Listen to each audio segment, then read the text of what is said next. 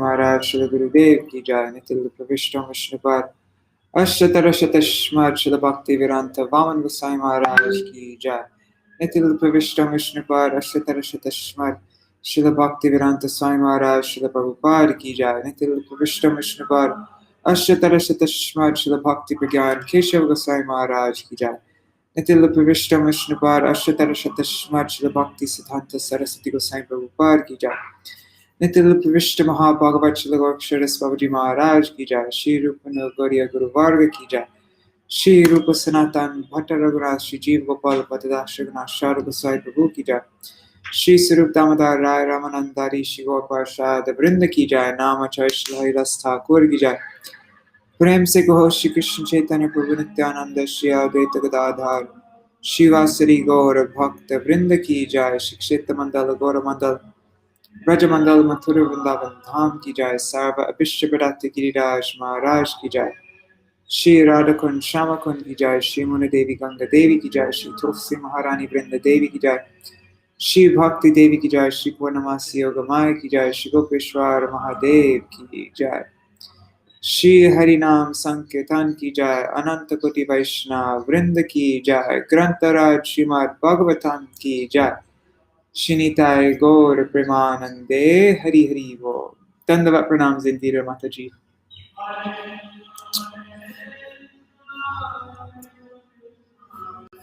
Vandeham Shri Guru Shri Yuta Parasai Om Jnanatimidandasya Jnananjana Shalakaya Chakshurun Militam Yena Tasmai Shri Guruve Namaha. Namo Om Vishnu Padaya Radhikaya Priyatmane Shri Śrīmad Bhakti Vedanta Narayana Namine. Namo Om Vishnu Padaya Krishna Prishtaya Bhutale Srimate Bhakti Vedanta Swamine Namine. Vansha Kalpatarubhyascha Kripa Sindhubhya Evacha Patitanam Pavanebhyo Vaishnavebhyo Namo Namaha. Namo Mahavadanyaya Krishna Prema Pradayate Krishnaya Krishna Chaitanya Namne Gauratishe Namaha. Guruve Gaurachandraya Radhikaya Tadalaya Krishnaya Krishna Bhaktaya Tarbhaktaya Namo Namaha. Yam pravrajantam anupetam apeta krityam dvaipayano virahakatara ajuhavo putreti tanmayataya taravo bhinedu stang sarvabhuta hridayam munimanatosmi narayanam namaskritya narang chaiva narottamam devim saraswatim vyasam tato jayam udirayet Shrinvatang Swakata Krishna Punya Shavana Kirtana Ridantasto Yabhadrani Vidunoti Suritsatam Nashta Prayashvavadreshu Nityam Bhagavata Sevaya Bhagavatuttama Shloke Bhaktir Bhavati Naishtaki Tavaivasmi Najivami Tvaya Vina Iti Vigyaya Radhe Tvam Nayamam Charanantikam Bhaktya Vihina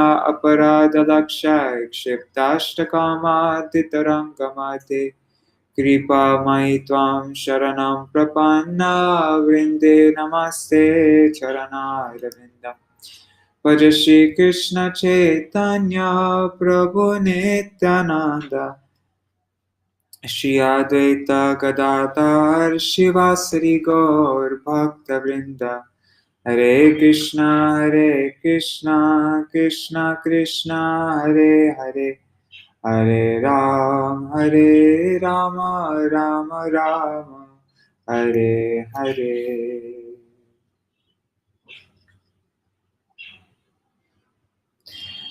Hari Bol Rase Shri Mataji Dandavat Pranams. Okay, so let's just do a quick 3-minute recap. So Dakṣa, he enters the sacrificial arena. First, Vidura inquires for Maitreya. Both Daksha and Shiva were glorious. How could they quarrel so bitterly that Sati gave up her life? So then Maitreya explains how, in a great sacrifice held by the leaders of the universe, Daksha was welcomed by everyone, but Lord Shiva remained silent. Then Daksha insulted and cursed Lord Shiva, posing himself as honest, this monkey-eyed, impure, he said, Shiva is shameless and proud. Posing himself as honest, this monkey-eyed, impure rascal married my beautiful daughter. He is Shiva, he is auspicious in name only. His conduct shows his inauspiciousness. Only by Brahma's request I gave him my daughter. May he not receive a share in the sacrificial oblations. Having cursed thus, Daksha angrily left. Daksha's supporter, then Nandishvar, Shiva's bull carrier, he counter-cursed Daksha and his followers, saying, Daksha's supporters will be bereft of transcendental knowledge. Attached householders will become attached to karma kanda. Let Daksha have the face of a goat. And then he gave further curses on the Brahmins and Daksha's followers. And these curses have actually come true in this Kali Yuga. They've become effective in this Kali Yuga. And so has Daksha's curses against the followers of Shiva. Then Bhrigu curses Lord Shiva's followers. Let Shiva's followers become atheists, be diverted from scriptural injunctions, become addicted to wine, flesh, etc., and take shelter of heretical views. Then Shiva became morose and left, and the progenitors, they complete 1,000-year sacrifice.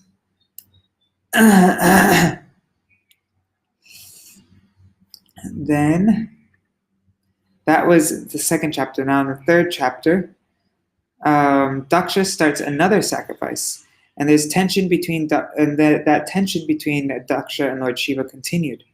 Daksha became proud of being the chief Prajapati, and he started a sacrifice neglecting Shiva, and many people attended it. Satī, she tries to convince Shiva to go to the sacrifice. So she approached Shiva and said, Many are also going. I long to see my relatives. It is your father-in-law's event. There's no harm in going uninvited, and you should be merciful to your wife. Then Lord Shiva, he reasons with Satī not to go. One cannot go uninvited if the host is disturbed, angry, and finds fault with the guest. Then he explains 6 great qualities become faults in a proud person. Let me just see what those 6 qualities are. Okay. The 6 qualities of saintly people: knowledge, austerity, wealth, beauty, youth, and heritage become faults in a proud person who loses his power of discrimination and cannot see the glories of great personalities. It's interesting, huh? Okay, and then harsh words of relatives cause great suffering. Your father doesn't appreciate your connection with me. Egoistic person envies a great person. Elevated people respect the supersoul, not the body. I always offer respect to Vasudeva in pure consciousness. Ignoring my words will lead to your misfortune. I think he explained that, right? I always offer respects to Vasudeva. Anyways,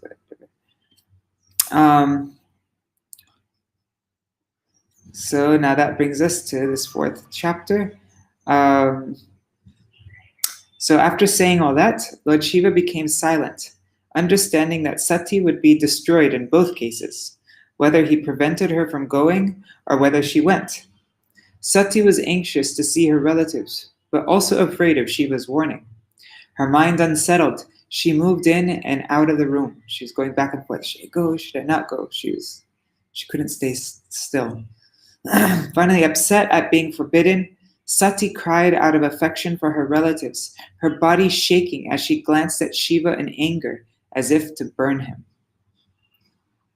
Tormented by the extreme emotions of anger and lamentation, her intelligence bewildered by her womanly nature, Satī left Shiva, who had given her half of his body.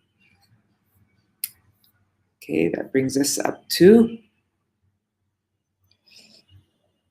Oh, and when they saw Sati leaving alone very rapidly, thousands of Lord Shiva's disciples, headed by Maniman and Mada, quickly followed her with his bull Nandi in front and accompanied by the yakshas. The disciples of Lord Shiva arranged for Sati to be seated on the back of a bull and gave her the bird which was her pet. They bore a lotus flower, a mirror, and all such paraphernalia for her enjoyment, and covered her with a great canopy, followed by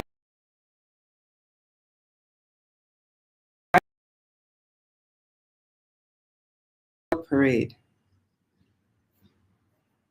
Okay, now we're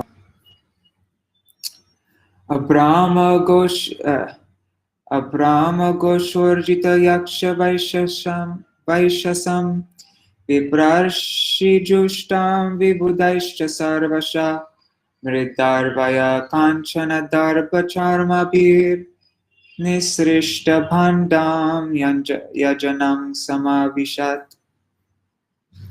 She then reached her father's house, where the sacrifice was being performed, and entered the arena where everyone is chanting the Vedic hymns. The great sages, Brahmins, and demigods were all assembled there, and there were many sacrificial animals, as well as pots made of clay, stone, gold, grass, and skin, which are all requisite for the sacrifice. Purport by Srila Prabhupada.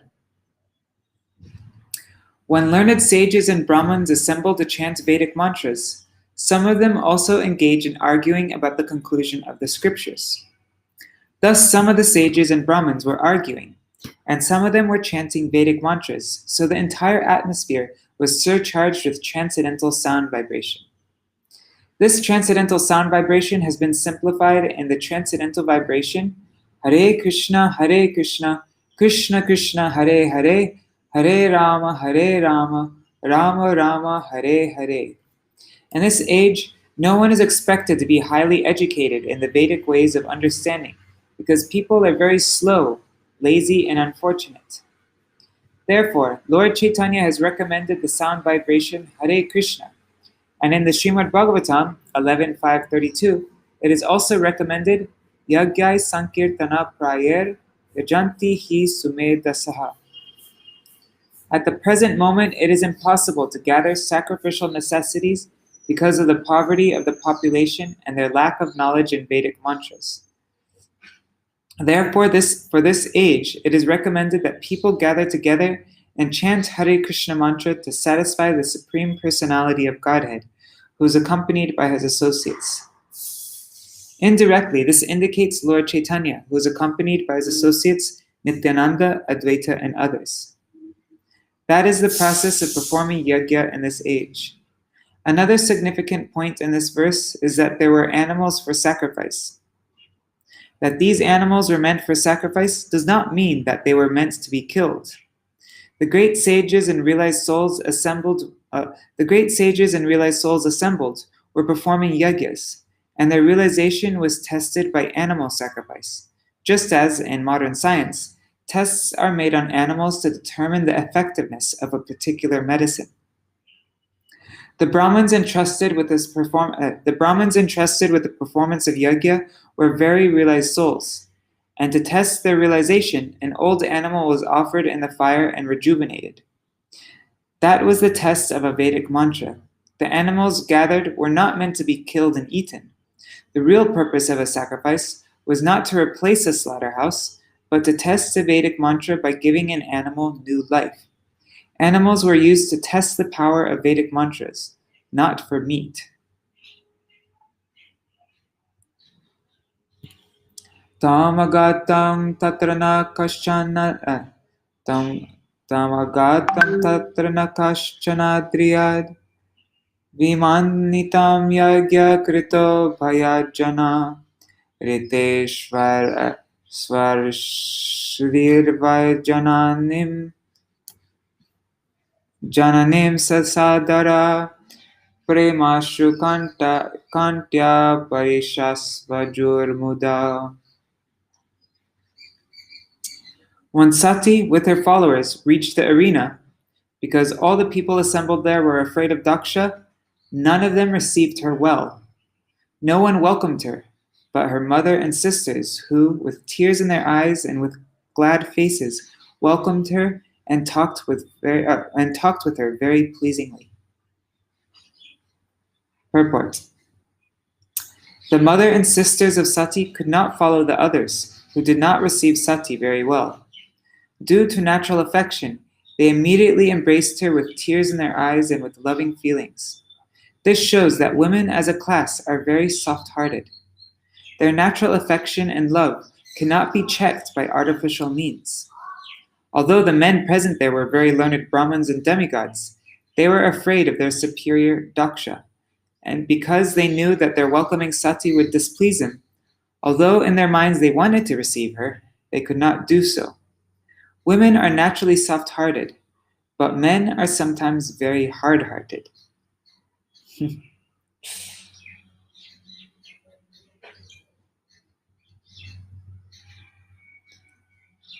Saudarya samprashna samartavartaya matra cha matris shvasribhishcha sadaram dattam samparyam varamasanam cha sa na datta pitra pratidnandita sati. Although she was received by her sisters and mother, she did not reply to their words of reception. And although she was offered a seat and presents, she did not accept anything, for her father neither talked with her nor welcomed her by asking about her welfare. Purport. Satī did not accept the greetings offered by her sisters and mother, for she was not at all satisfied by her father's silence.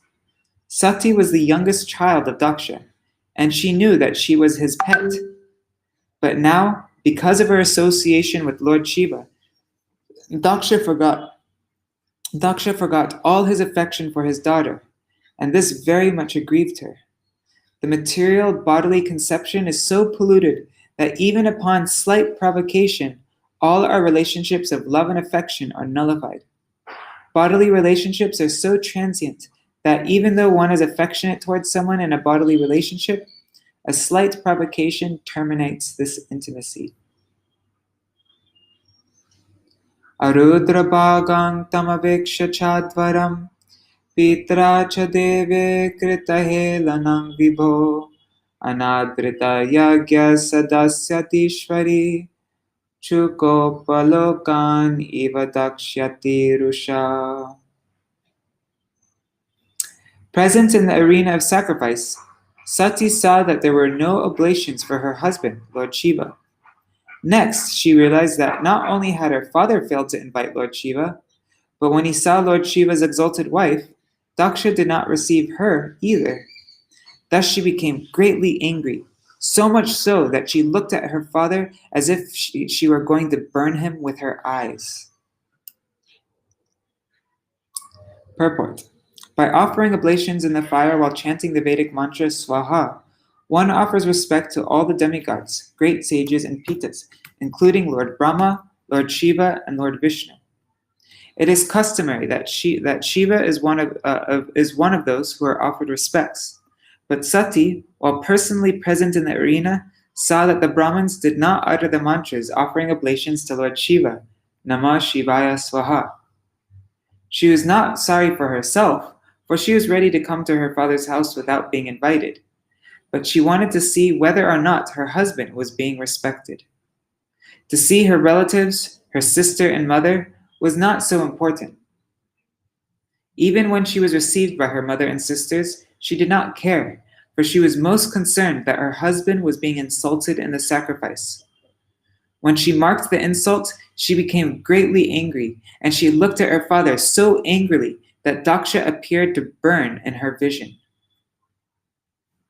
Just checking the comments. Okay.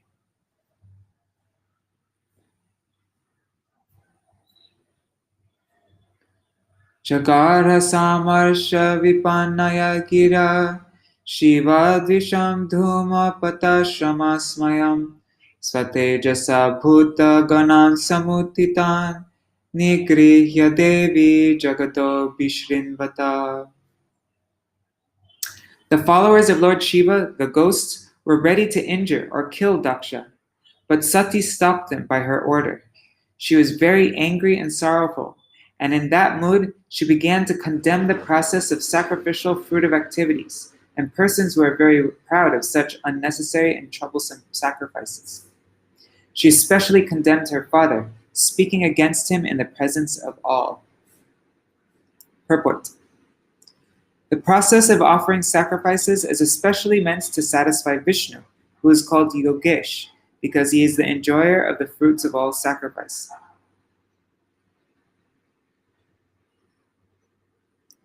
Bhagavad Gita 5.29 also confirms this fact. Is this background noise too loud? I think it's temporary anyways. So the Lord also confirms this fact, that Yogesh is the enjoyer of the fruits of all sacrifice, the Vishnu. The Lord says, Bhoktaram Yagatapasam.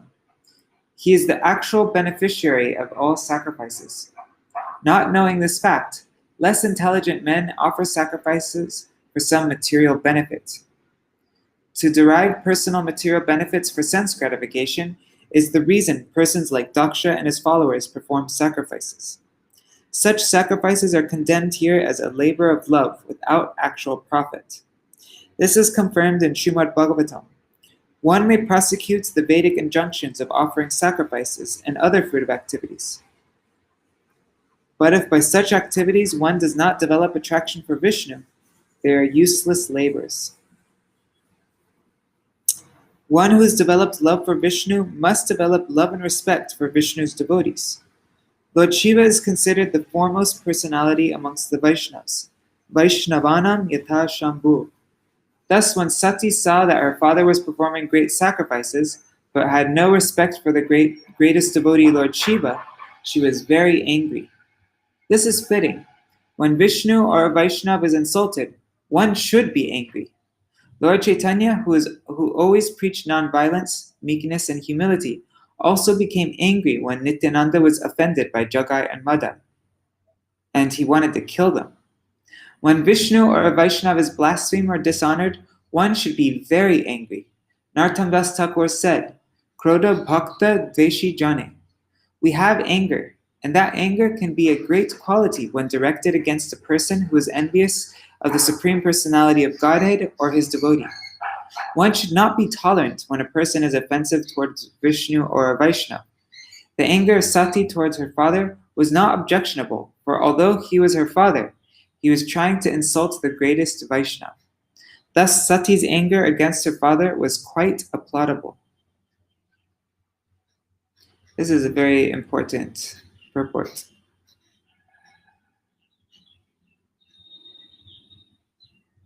One who's developed, anyways, I'm just saving this purport here. I'll post it.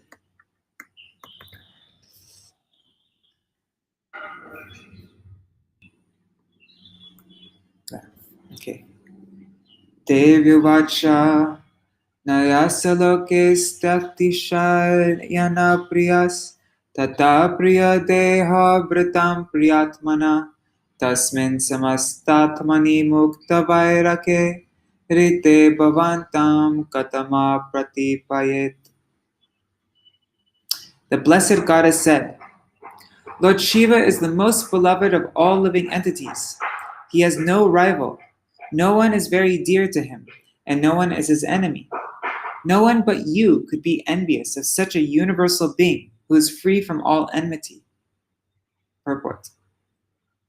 In Bhagavad Gita 9.29, the Lord says, Samoham sarvabhuteshu. I am equal to all living entities.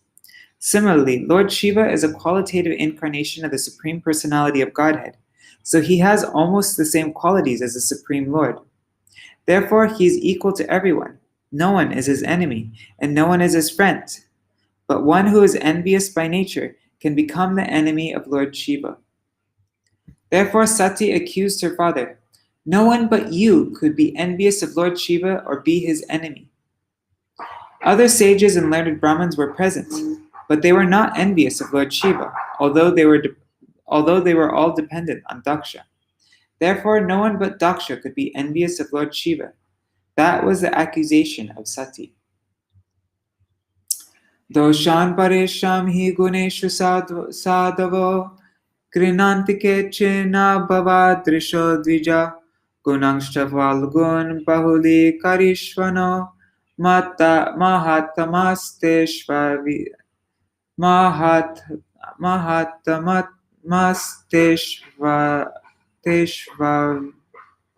Teshvavidar agam. I always have a hard time when there's a va at the end of a word. Twice born Dakṣa, a man like you can simply find fault in the qualities of others. Lord Shiva, however, not only finds no faults with others' qualities, but if someone has a little good quality, he magnifies it greatly. Unfortunately, you have found fault with such a great soul. Purport. King Dakṣa is addressed here by his daughter Satī as Dvija, twice-born. Twice-born refers to the higher classes of men, namely the Brahmins, Kshatriyas, and Vaishyas.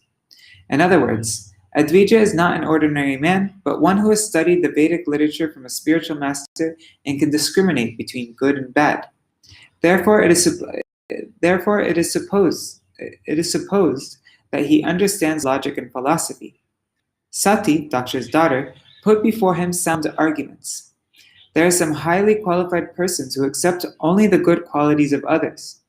Just as a bee is always interested in the honey in the flower and does not consider the thorns and colors, highly qualified persons who are uncommon accept only the good qualities of others, not considering their bad qualities.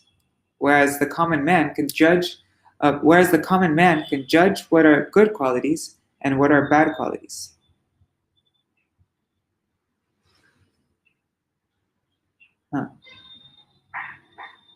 Okay, yeah. Among the uncommonly good souls, there are still gradations, and the best good soul is one who accepts an insignificant asset of a person and magnifies that good quality.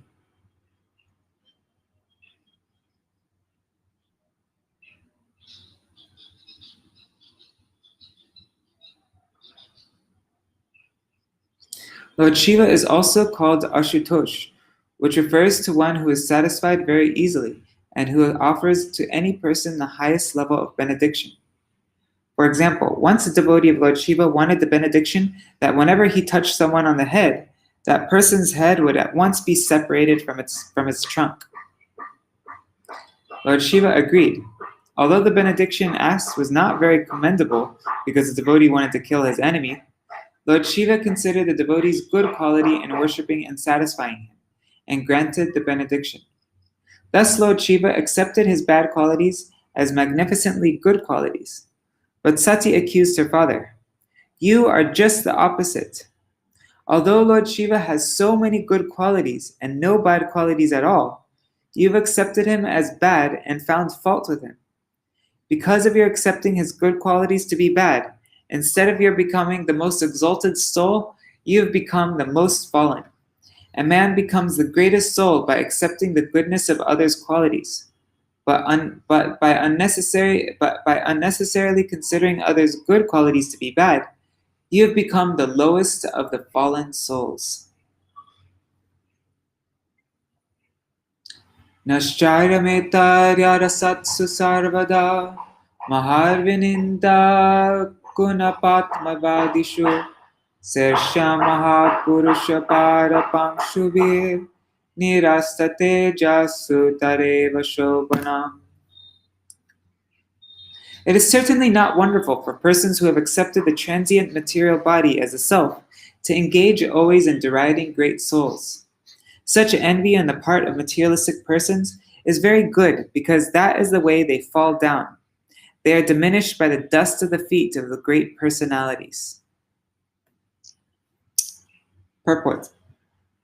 Everything depends on the strength of the recipient. For example, due to the scorching sunshine, many vegetables and flowers dry up, and many grow luxuriantly. Thus it is the recipient that causes growth and dwindling. Similarly, mahiyasam pada rajo bhishekam. The dust of the lotus feet of great personalities offers all good to the recipient, but the same dust can also do harm. Those who are offenders at the lotus feet of a great personality dry up, their godly qualities diminish. A great soul may forgive offenses, but Krishna does not excuse offenses to the dust of that great soul's feet, just as one cannot tolerate the scorching sunshine on one's head. Just as one can tolerate the scorching sunshine on one's head, but cannot tolerate the scorching sunshine on one's feet. I don't actually get that. Anyhow, an offender glides down more and more. Therefore, he naturally continues to commit offenses at the feet of the great soul. Offenses are generally committed by persons who falsely identify with the impermanent body. King Dakṣa was deeply engrossed in a misconception because he identified the body with the soul. He offended the lotus feet of Lord Shiva because he thought that his body, being the father of the body of Satī, was superior to Shiva's. Generally, less intelligent men misidentify in that way, and they act in the bodily concept of life. Thus, they are subject to commit more and more offenses at the lotus feet of great souls. One who has such a concept of life is considered to be in the class of animals, like cows and asses.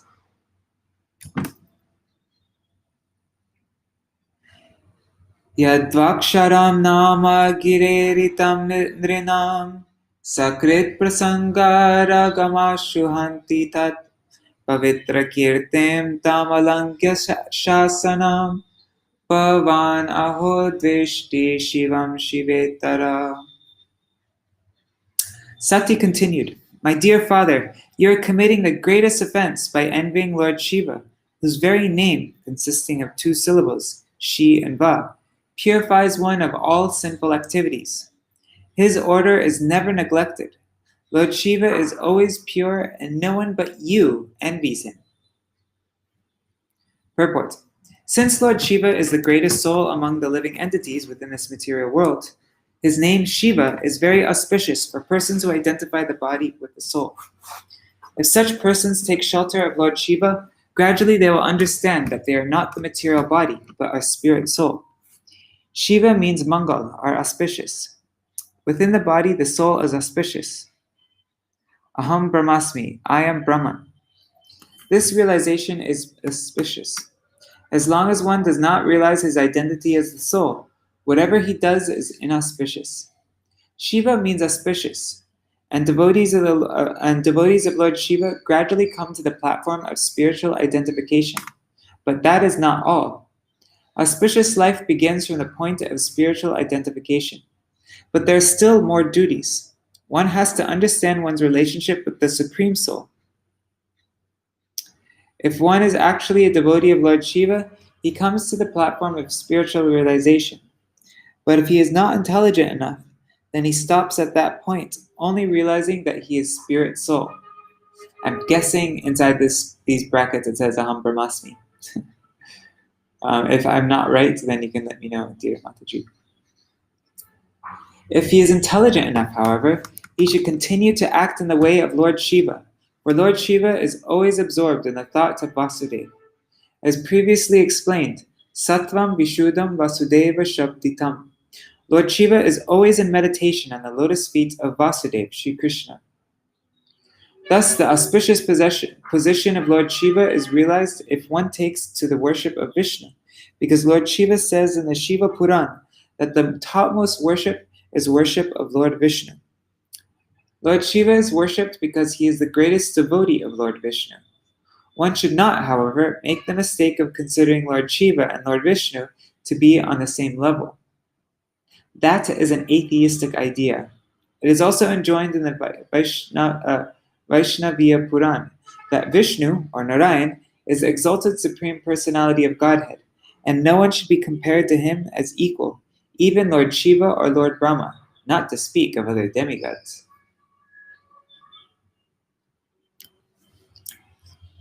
Yat para parmang mahatang manolivir nishevitam brahma rasa savartibi lokasya yad varshati cha shishartinas Tasmai bhavan druhyati vishvabandave.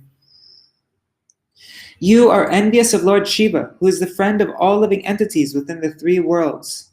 For the common man, he fulfills all desires, and because of their engagement in thinking of his lotus feet, he also blesses higher personalities who are seeking after Brahmananda, transcendental bliss. Purport.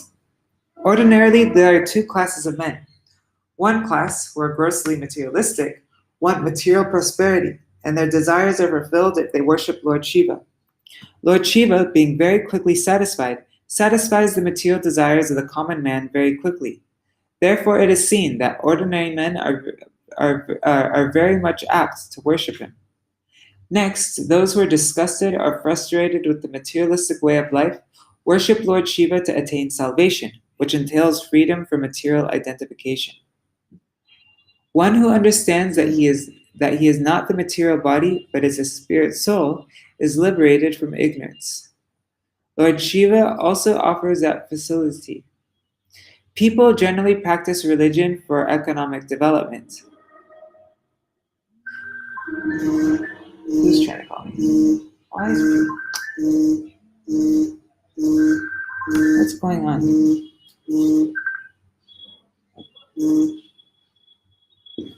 Sorry.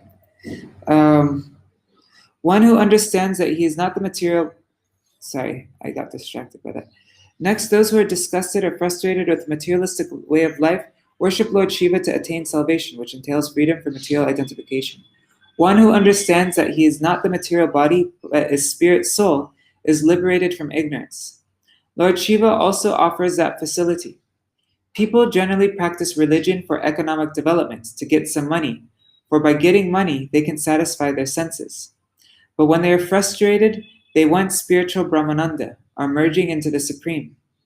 These four principles of material life, religion, economic development, sense gratification, and liberation, exists, and Lord Shiva is the friend of both the ordinary man and the man who is elevated in spiritual knowledge. Thus, it was not good for Dakṣa to create enmity towards him.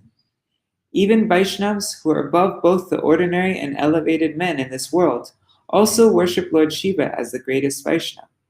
Thus, he is the friend of everyone, the common men, the elevated men, and the devotees of the Lord. So no one should disrespect or create enmity towards Lord Shiva.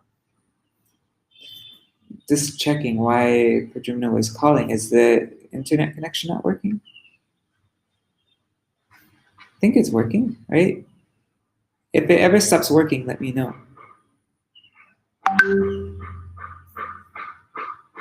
I'm just going to answer him. I've already been reading for 40 minutes.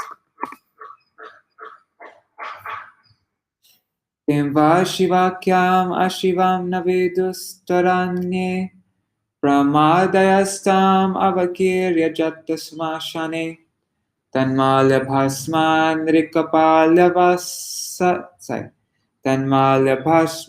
nrikapalya pishachar ye murdabye dadati tacharana vishrishtam. Do you think that greater, more respectable personalities than you, such as Lord Brahma, do not know this inauspicious person who goes under the name of Lord Shiva?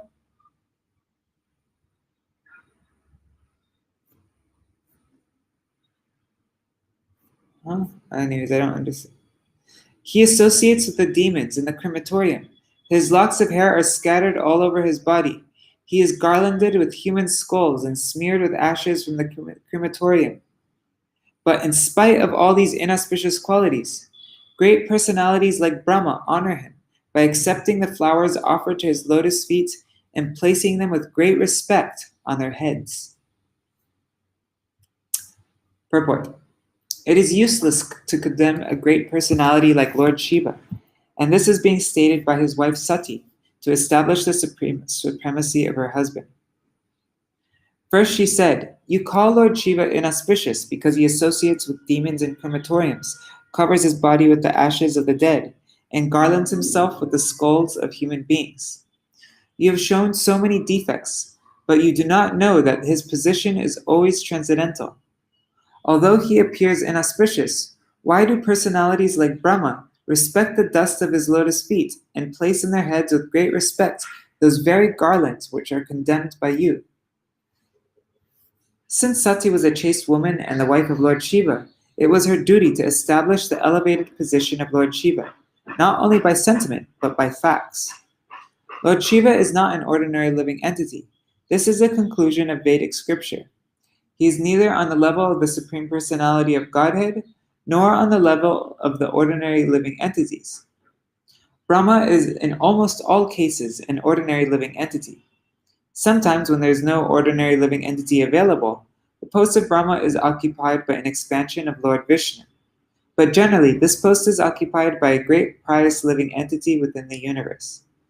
Thus, Lord Shiva's position is constitutionally higher than that of Lord Brahma. Although Lord Shiva appeared as the son of Brahma. Here it is mentioned that even personalities like Brahma accepts the so-called inauspicious flowers and dust of the lotus feet of Lord Shiva.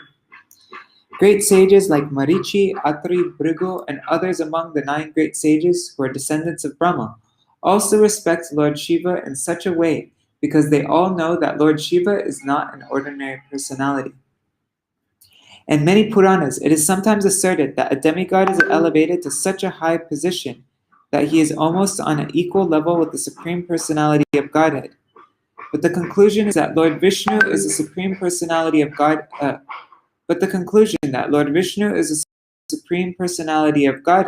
is confirmed in every scripture. Lord Shiva is described in the Brahma Samhita to be like curd or yogurt. Curd is not different from milk. Since milk is transformed into curd, in one sense, curd is also milk. Similarly, Lord Shiva is in one sense the Supreme Personality of Godhead, but in another sense he is not, just as curd is milk. But in another sense he is not, just as curd is milk, although we have to distinguish between the two. These descriptions are in the Vedic literature. Whenever we find that a demigod occupies a position apparently more elevated than that of the Supreme Personality of Godhead, it is just to draw the devotee's attention to that particular demigod. It is also stated in the Bhagavad Gita 9.25 that if one wants to worship a particular demigod, the Supreme Personality of Godhead, who is sitting in everyone's heart, gives one greater and greater attachment for that demigod so that one may be elevated to the demigod's abode. Yanti Deva Vrata Devan. By worshipping demigods, one can elevate himself to the abodes of the demigods. Similarly, by worshipping the Supreme Personality of Godhead, one can be elevated to the spiritual kingdom. This is stated in different places in Vedic literature. Here, Lord Shiva is praised by Satī, partially due to her personal respect for Lord Shiva, since he is her husband, and partially due to his exalted position, which exceeds that of ordinary living entities, even Lord Brahma.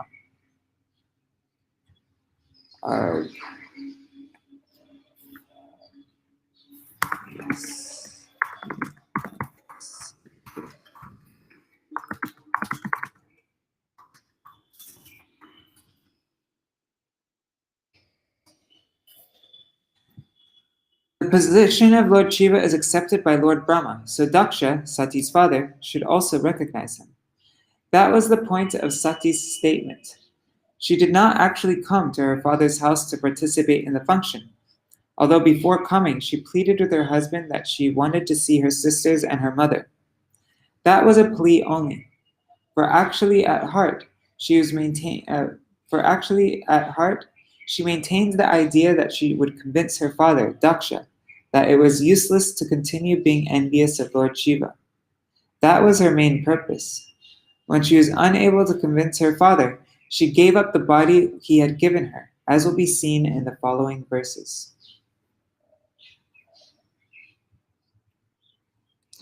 Karno pidaya nirayad yadal kalpa ishe dharma vitarashin. Sorry guys, let me just send him the link. I don't know why he's not seeing. He said that he's feeling great distress not being able to follow along, but Must be on my Facebook page. Give me 1 second here, guys.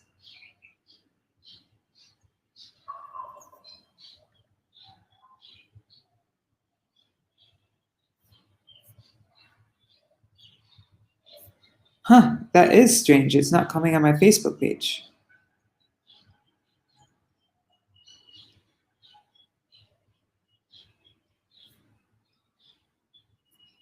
Yeah, that's strange. I didn't get a notification either. I wonder why that is. Anyhow, I'll just send him the link to the Śrīmad-Bhāgavatam page. Daily Bhagavatam and Vaishnavi. Here. Okay, I'm just sending him this link. Sorry, guys, just give me a second.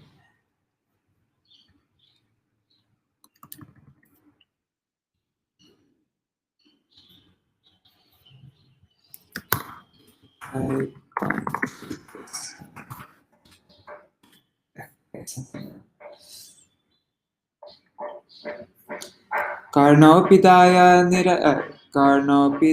nirayadya kalpayeshe dharma vitarya srinibir nribirasyamane chindyat prasahya rushatem asatim prabhushchej jivam asunapi tato visrijet sadharma. Satī continued, if one hears an irresponsible person blaspheming the master and controller of religion, one should block his ears and go away if unable to punish him. If one is able to kill, then one should by force cut out the blasphemer's tongue and kill the offender. After that, one should give up his own life. Wow, that is heavy. The argument offered by Satī is that a person who vilifies a great personality is the lowest of all creatures.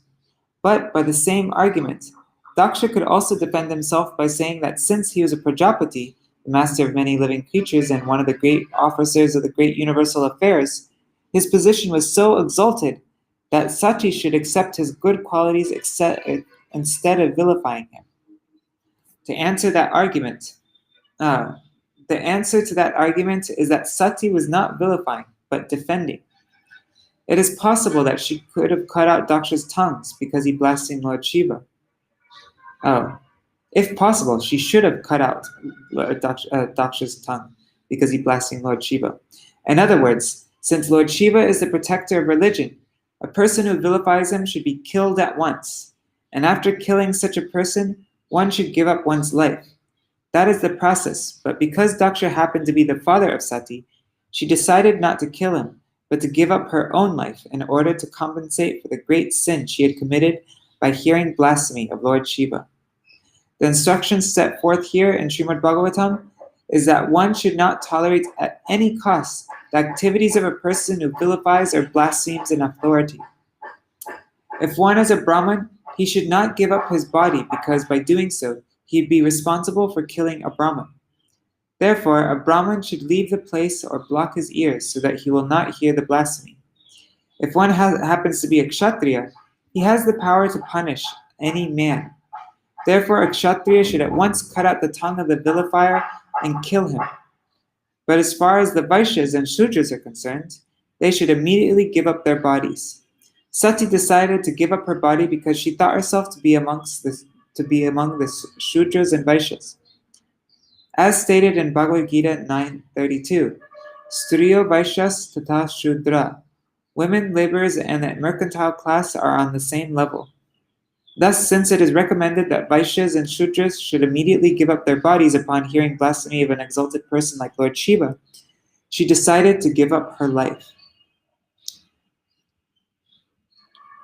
Atastavotpanam idam kalevaram nadarayishe shitikanta garhina jagdasya moha divishuddhavandaso jugupsitasya dharanam prachakshate. Therefore, I shall no longer bear this unworthy body which has been received from you, who have blasphemed Lord Shiva. If someone has taken food which is poisonous, the best treatment is to vomit. Purport. Since Satī was the representation of the external potency, Since Satī was the representation of the external potency of the Lord, it was in her power to vanquish many universes, including many Dakshas. But in order to save her husband from the charge that he employed his wife, Satī, but in order to save her husband from the charge that he employed his wife, Satī, to kill Dakṣa, I'm having a hard time reading this sentence. Let me start over again. Sorry about this, guys. Since Satī was a representation of the external potency of the Lord, it was in her power to vanquish many universes, including many Dakshas. But in order to save her husband from the charge that he employed his wife, Satī, to kill Dakṣa because he could not do so due to his inferior position, she decided to give up her body. That was an interesting sentence. Na vedavadan anuvartate mati sa eva loke ramata mahamune yata gatir deva manushya yayo pratak sva eva dharme na param shipet stita. It is better to execute one's own occupational duty than to criticize others. Elevated transcendentalists may sometimes forgo the rules and regulations of the Vedas, since they do not need to follow them, just as the demigods travel in space, whereas ordinary men travel on the surface of the earth. Purport. The behavior of the most elevated transcendentalists and that of the most fallen conditioned soul appears to be the same.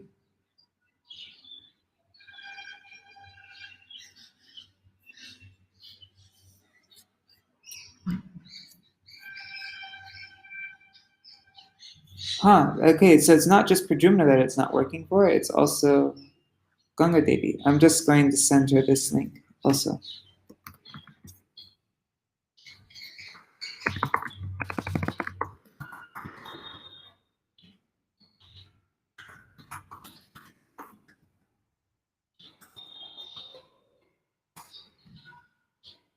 Okay. The behavior of the most elevated transcendentalists and that of the most fallen conditioned soul appears to be the same. The elevated transcendentalists can surpass all the regulations of the Vedas, just as the demigods traveling in space surpass all the jungles and rocks on the surface of the globe. Although a common man who has no such ability to travel in space has to face all those impediments. Although the most dear Lord Shiva appears not to observe all the rules and regulations of the Vedas, he is not affected by such obedience. But a common man who wants to imitate Lord Shiva is mistaken. A common man must observe all the rules and regulations of the Vedas, which a person who is in a transcendental position does not need to observe. Dakṣa found fault with Lord Shiva for not observing all the strict rules and regulations of the Vedas, but Satī asserted that he had no need to observe such rules. It is said that for one who is powerful like the sun or the fire, there is no consideration of purity or impurity. The sunshine can sterilize an impure place, whereas if someone else were to pass such a place, he would be affected. One should not try to imitate Lord Shiva. Rather, one should strictly follow one's prescribed occupational duties. One should never vilify a great personality like Lord Shiva. Karma pravrittam cha nivrittam apritam vede vivicho bhayalingam ashritam viroditad yoga padaika kartari dvayam tata brahmani karmanarchati. In the Vedas, there are directions for two kinds of activities. Activities for those who are attached to material enjoyment, and activities for those who are materially detached.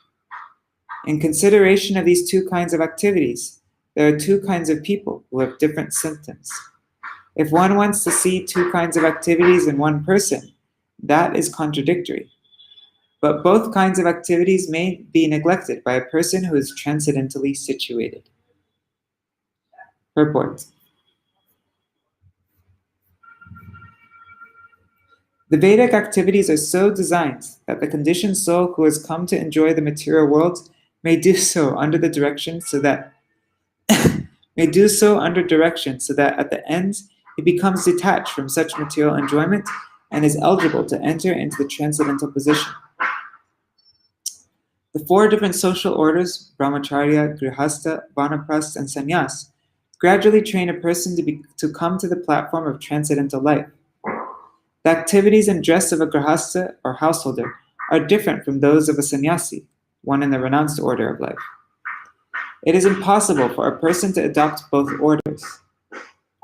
A sannyasi cannot act like a householder, nor can a householder act as sannyasi.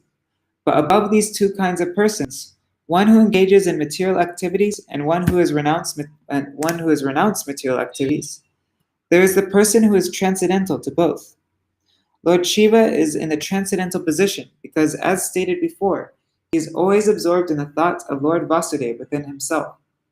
Therefore, neither the activities of the grihastha nor those of the sannyasi in the renounced order can be applicable to him. He is in the Paramahansa stage, the highest perfectional stage of life. The transcendental position of Lord Shiva is also explained in Bhagavad Gita 2:52-53. It is stated there that when one fully engages in the transcendental service of the Lord by performing activities without fruitive results, one is elevated to the transcendental position. At that time, he has no obligation to follow the Vedic injunctions or the different rules and regulations of the Vedas.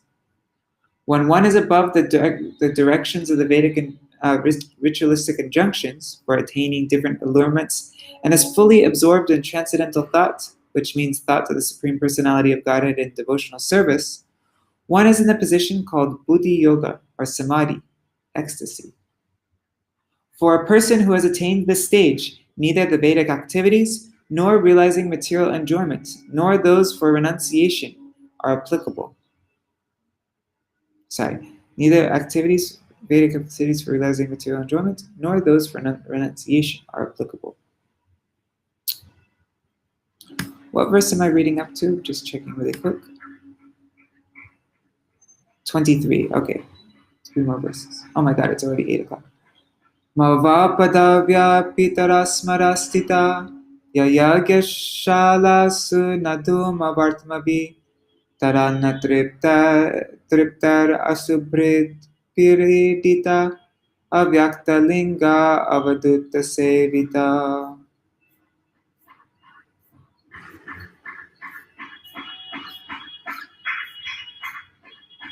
My dear Father, the opulence we possess is impossible for either you or your flatterers. My dear Father, the opulence we possess is impossible for either you or your flatterers to imagine.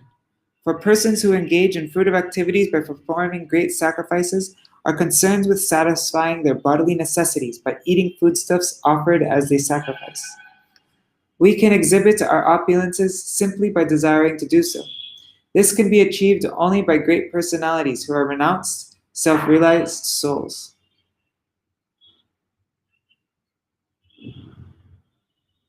Anyhow, purport. I'm going to end with this purport here, and then we can continue tomorrow. Purport. Sati's father was under the impression that he was exalted in both prestige and opulence, and that he had offered his daughter to a person who is not only poor, but devoid of all culture. Her father might have been thinking that although she was a chaste woman, greatly adherent to her husband was in a deplorable condition. To counteract such thoughts, Satī said that the opulence possessed by her husband could not be understood by materialistic persons like Dakṣa and his followers, who were flatterers and were engaged in fruitive activities. Her husband's position was different. He possessed all opulences, but he did not like to exhibit them. Therefore, such opulences are called avyakta, or unmanifested. But if required, simply by his willing, Lord Shiva can show his wonderful opulences, and such an event is predicted here, for it would soon occur. The opulence Lord Shiva possesses is enjoyable in renunciation and love of God, not a material exhibition of sense gratificatory methods. Such opulences are possessed by personalities like the Kumaras, Nadab, and Lord Shiva, not by others. In this verse, the performers of the Vedic rituals are condemned. They have been described here as Dhuma Vartmabi, those who maintain themselves on the remnants of sacrificial foodstuffs. There are two kinds of foodstuff offered in sacrifice. One kind is food offered in fruit of ritualistic sacrifices, and the other, the best, is food offered to Vishnu. Although in all cases Vishnu is the chief deity on the sacrificial altar, the performers of fruitive rituals aim to satisfy various demigods to achieve in return some material prosperity. Real sacrifice, however, is to satisfy Lord Vishnu, and the remnants of such sacrifices are beneficial for advancement in devotional service. The process of elevation by performing sacrifices other than those aimed at Vishnu is very slow, and therefore it has been condemned in this verse. Vishwanath Chakravarti Thakur has described the ritualistic performers to be like crows, because crows delight in eating the remnants of food, which have been thrown into the dustbin. All the Brahmins who were present for the sacrifice were also condemned by Satī. Whether or not King Dakṣa and his flatterers could understand the position of Lord Shiva, Satī wanted to impress upon her father that he should not think her husband to be without opulence. Satī, being the devoted wife of Lord Shiva, offers all kinds of material opulences to the worshippers of Lord Shiva. This fact is explained in the Śrīmad-Bhāgavatam in the 10th canto.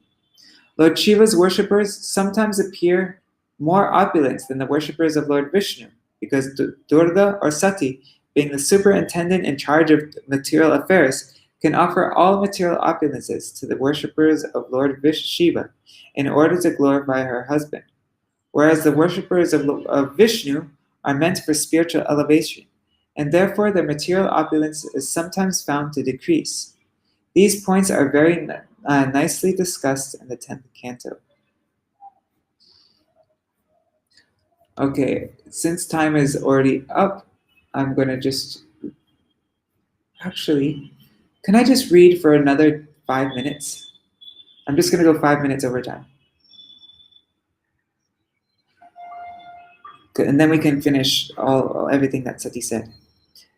Naitena dehena hare kritagaso tehor bhavena alam kujanmana vreda mamatput kujana prasangatas tajjanmadhikyo mahatam avadyakrit. You are an offender at the lotus feet of Lord Shiva, and unfortunately, I have a body produced from yours. I am very much ashamed of our bodily relationship, and I condemn myself, because my body is contaminated by a relationship with a person who is an offender at the lotus feet of the greatest personality. Purport. Lord Shiva is the greatest of all devotees of Lord Vishnu. It is stated, Vaishnavanam yatha Shambhu. Shambhu, Lord Shiva, is the greatest of all devotees of Lord Vishnu. In the previous verses, Satī has described that Lord Shiva is always in a transcendental position because he is situated in pure Vasudeva. Vasudeva is that state which Krishna, Vasudeva, is born. So Lord Shiva is the greatest devotee of Lord Krishna, and Satī's behavior is exemplary because no one should tolerate blasphemy against Lord Vishnu or his devotee. Satī is aggrieved not for her personal association with Lord Shiva, but because her body is related with that of Dakṣa, who is an offender at Lord Shiva's lotus feet. She feels herself to be condemned because of the body given by her father Dakṣa. Gotram tadiyam bhagavan vishradvajo dakshaya nityaha yada sudurmana vyapeta narmasmitamashtadaham vyutsraksha etar gunapam tvarankajam. Because of our family relationship, when Lord Shiva addresses me as Dakshayani, I at once become morose, and my jolliness and my smile at once disappear. I feel very much sorry that my body, which is just like a bag, has been produced by you. I shall therefore give it up. Purport. The word Dakshayani means the daughter of King Dakṣa. Sometimes when there was relaxed conversation between husband and wife, Lord Shiva used to call Satī the daughter of King Dakṣa. And because this very word reminded her about her family relationship with King Dakṣa, she at once became ashamed because Dakṣa was an incarnation of all offenses. Dakṣa was the embodiment of envy, for he unnecessarily blasphemed the great personality, Lord Shiva. Simply upon hearing the word Dakshayani, she felt afflicted because of reference to the context, because her body was the symbol of all the offensiveness with which Daksha was endowed. Since her body was constantly a source of unhappiness, she decided to give it up. So we'll hear what happens after she spoke all this tomorrow. Hare Krishna, Krishna Krishna, Hare Hare, Hare Rama, Rama Rama, Hare Hare, Hare Krishna, Krishna Krishna, Hare Hare, Hare Rama, Rama Rama, Hare Hare, Nitai Gaur, Hari Bol, Hari Bol, Hari Bol, Nitai Gaur, Hari Bol, Nitai Gaur, Hari Bol, Hari Bol, Hari Bol, Nitai Gaur, Hari Bol. Jai Shri Guru Gauranga Gandharvika Giridhari Shri Radha Vinod Bihari Ju Ki Jai Shri Govinda Gopinath Maran Mohan Ju Ki Jai Nitil Vishnu Vishnupad Ashtatarashata Shishimachala Bhaktivedanta Narayan Gosai Maharaj Shri Guru Devi Ki Jai Nitil Vishnu Vishnupad Ashtatarashata Shishmad Shri Bhaktivedanta Vaman Gosai Maharaj Ki Jai Nitil Vishnu Vishnupad Ashtatarashata Shishmad Shri Bhakti Vedanta Swami Maharaj Shri Prabhupada Ki Jai Nitil Pravishtam Vishnupad Ashtatarashata Shishmad Shila Bhakti Pragyan Keshav Gosai Maharaj Ki Jai Nitil Pravishtam Vishnupad Ashtatarashata Shishmad Shila Bhakti Siddhanta Saraswati Gosai Prabhupada Ki Jai Nitil Pravishta Mahabhagavat Shila Goksharas Babaji Maharaj Ki Jai Nitil Pravishta Shila Satchidananda Bhakti Vinod Thakur Ki Jai Nitil Pravishta Vaishnav Sarvabhauma Shila Raghunath Das Babaji Maharaj Ki Jai Shri Rupano Gauriya Guru Varga Ki Jai Shri Rupa Sanatan Bhatta Raghunath Shri Jeev Gopal Patadash Raghunath Shara Gosai Prabhu Ki Jai Shri Sarup Damodar Rai Ramanantari Shri Gaur Parshad Vrinda Ki Jai Naam Acharya Shri Haridas Thakur Ki Jai Prem Se Kaho Shri Krishna Chaitanya Prabhu Nityananda Shri Advaita Gadadhar Shivasari Gaur Bhakta Vrinda Ki Jai Shri Kshetra Mandala Gaura Mandala Vraja Mandala Mathura Vrindavan Dham Ki Jai Sarva Abhishta Padatta Giriraj Maharaj Ki Jai Shri Radhakun Shamakun Ki Jai Shri Muna Devi Ganga Devi Ki Jai Shri Tulsi Maharani Vrinda Devi Ki Jai Shri Bhakti Devi Ki Jai Shri Purnamasi Yogamaya Ki Jai Shri Gopeshwar Mahadev Ki Jai Shri Harinam Sankirtan Ki Jai Ananta Koti Vaishnava Vrinda Ki Jai Samagata Gaur Bhakta Vrinda Ki Jai Grantaraj Śrīmad-Bhāgavatam Ki Jai Shnitai Gaur Premanande Hari Hari Bo Vrindai Tulsi Devai Priyai Keshavashacha Krishna Bhakti Padadevi Sattvatai Namo Namaha Vancha Kalpatarubhyascha Kripa Sindhu Vacha Patitanam Pavanebhyo Vaishnavebhyo Namo Namaha. Dandavat Pranams. So today we read 7,230 words. And there are, one second, just checking. There are 3,698 words left in the chapter. So we'll read a bit. We'll finish this chapter tomorrow, and we'll read a bit of chapter 5 as well.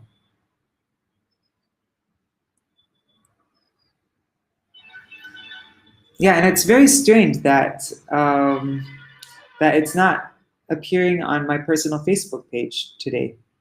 Today, Ganga Devi and Pradyumna Prabhu didn't see it on my Facebook page, and I also went to my Facebook page and I couldn't find it there. So anyhow, I don't know what that's about. But for anybody who would prefer to listen on YouTube, I also stream this on YouTube. I prefer YouTube. I think it works much better as for watching live streams and videos. So anyhow, it's up to you. But if you want, I will just send me a message and I will send you the link to the YouTube page that I go live on every day. You can subscribe to that also. You can subscribe to that. You can even subscribe and hit a bell. On YouTube, it works like that. If you click subscribe, then you subscribe and you get notifications whenever. But then if you hit the bell, then you even get an email whenever I go live. So then, yeah, you get double notifications. All right. See you all tomorrow. This is a very intense reading today, wasn't it? Satī's very instructive also about the